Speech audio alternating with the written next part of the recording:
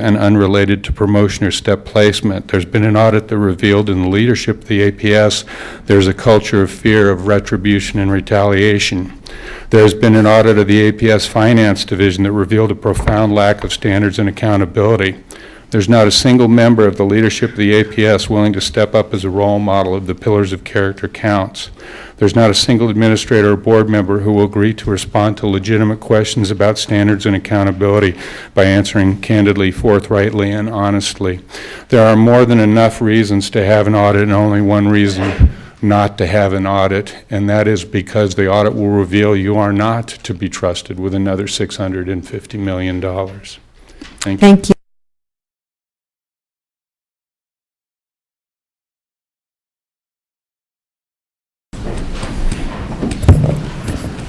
Good evening. APS has a whistleblower protection program called Silent Whistle. If you file a complaint with a Silent Whistle forwards that complaint to the administration of the APS, even if that complaint is against an APS administrator.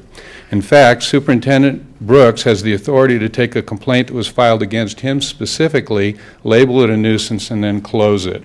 This creates the appearance of a conflict of interest and the appearance of an impropriety.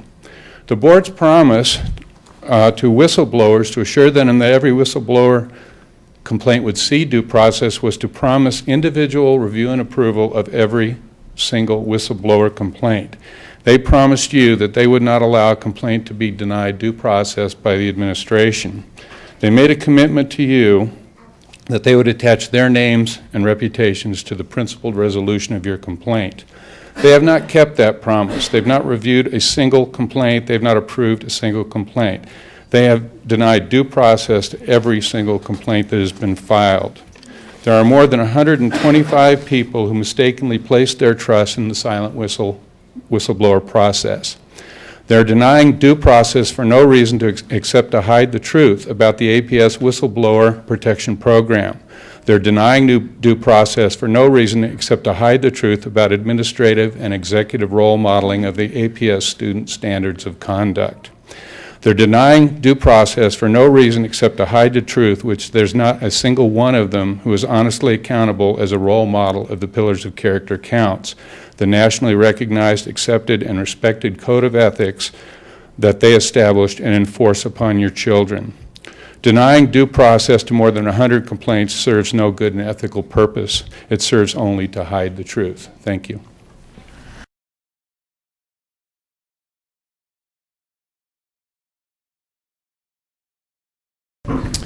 I have a question to ask. I would like to have it answered during matters of information. I would like to have it answered candidly, forthrightly, and honestly.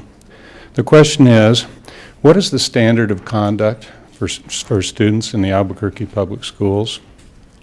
According to school board policy and the Student Behavior Handbook, students are expected to model and promote the pillars of character counts. Are the pillars of character counts the student standard of conduct, or are they not? If there were real allegiance to this nationally recognized, accepted, and respected code of ethics, things would be far different in ABS classrooms. There would be less disruption, less vandalism, less bullying, less tardiness, less truancy, fewer teachers burning out, and fewer students dropping out. Test scores and graduation rates would climb. More students would realize their academic and their personal potential. There's a direct correlation between student behavior and student achievement. When classes are being disrupted, no one learns. There must be standards of conduct and competence for students that are high enough to enable student success. Stakeholders have a right to know the truth. Are students expected to model and promote the pillars of character counts, or have you lowered the student standard of conduct? If you have lowered the student standards of conduct, you've done a great disservice to students and to the community. Are students expected to obey school board policy? Are they expected to model and promote the pillars of character counts, or are they not?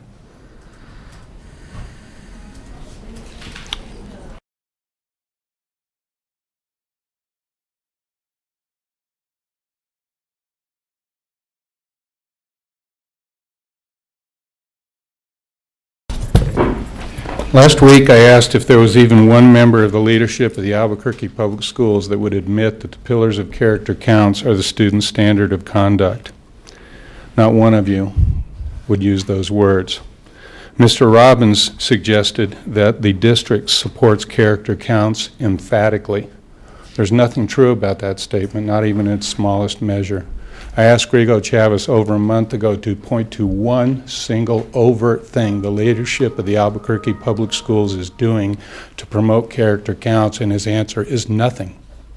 Not one thing at all to promote the pillars of character counts. There's not a single one of you who will step up as a role model of the student standard of conduct. No one of you can summon the character and the courage to talk openly, candidly, and forthrightly about character, about courage, and about role modeling of the student standard of conduct. If we expect these children to grow to be adults who honor character and courage and honor, somebody has to show them what it looks like. Somebody has to step up and hold themselves accountable to a higher standard of conduct than the law. The student standard of conduct, according to board policy, is the pillars of character counts. And the fact that you cannot even look in stakeholders' eyes and use the words character counts and role modeling in the same sentence speaks to your failure as role models. This is shameful behavior.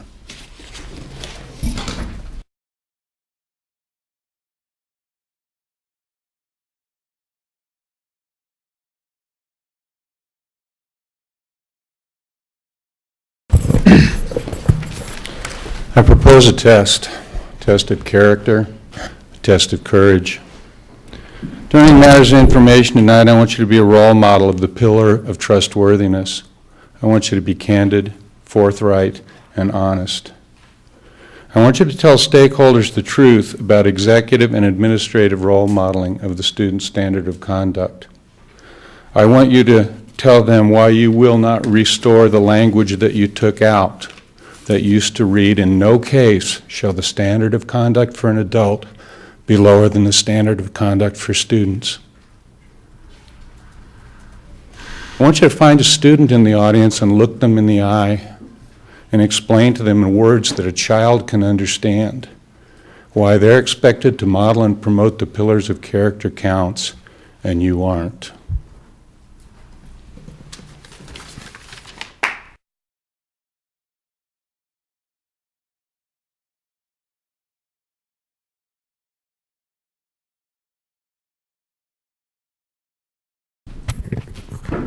Come tonight with individual opportunities to stand up as role models of the pillar of trustworthiness.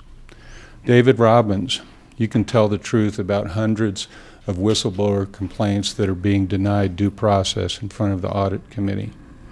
Paula Mass, you can tell Mr. Chairman, I would motion that addressing board members, we'll talk about issues, but addressing board members inappropriate for public forums. So I would ask that either be refrained or the public forum stopped. Senior piece and move on. You'll tell the truth about your resistance to any audit that will individually identify corrupt and incompetent administrators.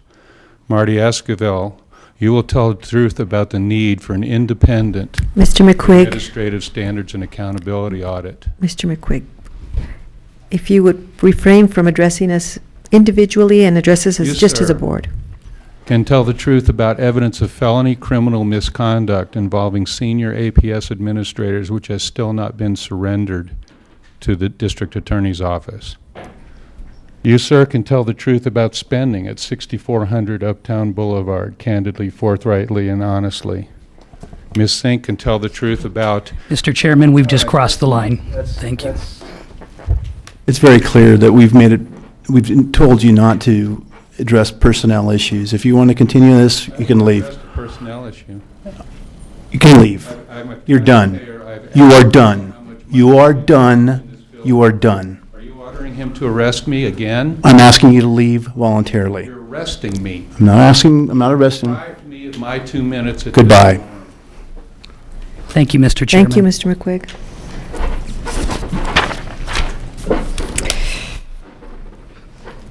Well, that concludes our public forum. Thank you.